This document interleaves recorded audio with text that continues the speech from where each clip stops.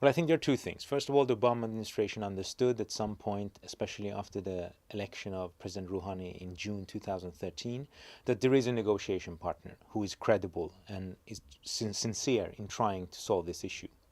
And on the Iranian side, obviously, by getting a new president who is much more, if you will, level-headed when it comes to what can be achieved and what cannot be achieved, and also went to the elections with the explicit promise of restarting the economy. You have two leaders who mean business. Well, if there is no deal, everyone is pretending that they can go back to the way things were before, but that is impossible because that was a high-tension brinksmanship game that none of them really want to continue. The question is, what are they going to have instead? Initially, I think probably everyone is going to go back and pretend that they can hurt the other maximally. So Iran will go back to enriching to 20% and above, maybe. The United States will try and implement more sanctions.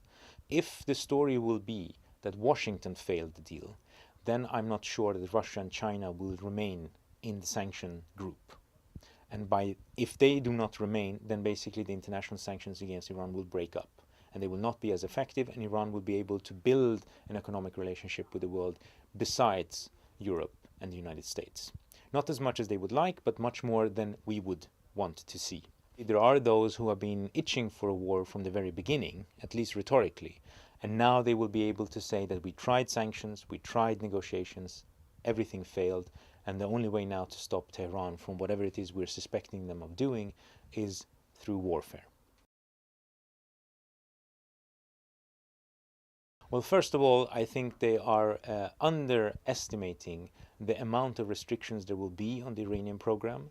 And secondly, they seem to think that once those restrictions are lifted at some point in the future, Iran will be allowed to do whatever it wants, which is not true. The other misunderstanding, of course, is that somehow we can get Iran to give up all of these things without giving them anything in return.